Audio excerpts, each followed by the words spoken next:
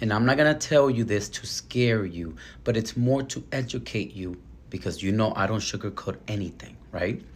So Correct. with the conditions you have, you're actually meeting criteria for something called metabolic syndrome. The thing here now is that people that are in the metabolic syndrome are at higher risk of getting a heart attack or stroke in the next few years. Metabolic syndrome is a group of things that when they got together, now you are in this syndrome category or whatever you want to name it.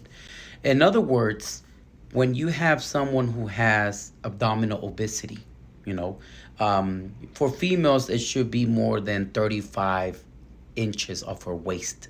So I don't know how many inches your waist is, but if it's above 35, then you're meeting one of the criteria. For men, it's above 40. Okay. Second criteria is your triglycerides above 150, right? The third one Yes. is blood pressure, high blood pressure. The other one is your sugars are higher than 100 in the morning. So it seems that you have the high sugars, it seems that you have the high cholesterol, and then your weight, 248 pounds. I'm assuming that baseline of 35 inches or more, right? Correct. Entonces, the I thing, am. yeah, and so we need to reverse all this as fast as possible so we can get you out of this syndrome, out of this risk. Okay, so we need to lose weight. We need to control your sugars or get rid of diabetes if possible, since you're very new onset, and fix your cholesterols. All this is reversible. We can do it. Si se puede. You're 248 pounds.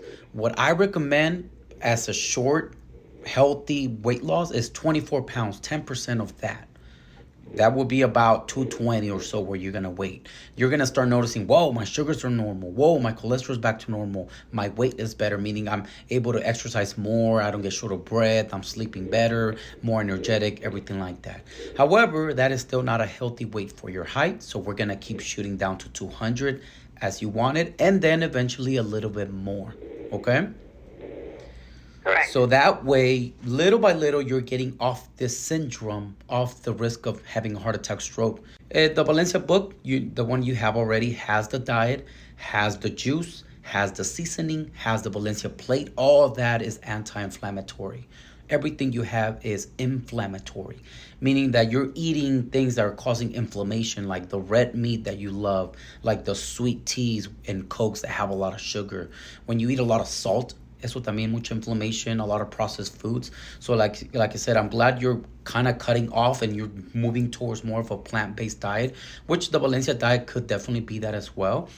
Um, but then again, I don't want you to live a life where you're sacrificing everything. It's more of a lifestyle that we have to create everything in balance, and that's what the book has to offer. So Yes, I've noticed. I've read through and I've noticed that. So it gives that's what I like about it. It gives us a good balance. And I've started with, I started slow with it, and I'm starting with, the breakfast. mm-hmm, mm-hmm. My thing is, some of it feels like it's too much food. Yeah.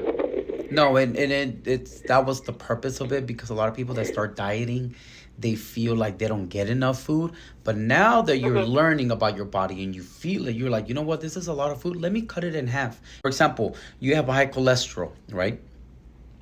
Yes. So things that lower cholesterol ASAP is tofu. You want to move towards a plant-based diet, tofu is going to be your best friend. Bring down your cholesterol, great protein, very minimal calories. You digest it in less than an hour. So technically, you're entering the intermittent fasting sooner than other people who are eating like red meat or something heavy. Lentils also bring down cholesterol super fast.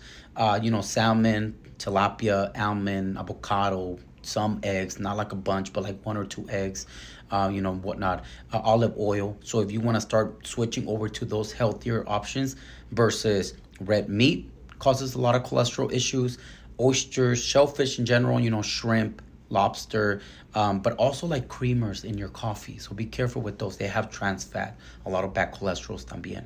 So the book has all that. The book will tell you, hey, you know what? For dinner tonight, it's a vegetable soup with tofu. And you're like, why am I eating this? Well, you already know why.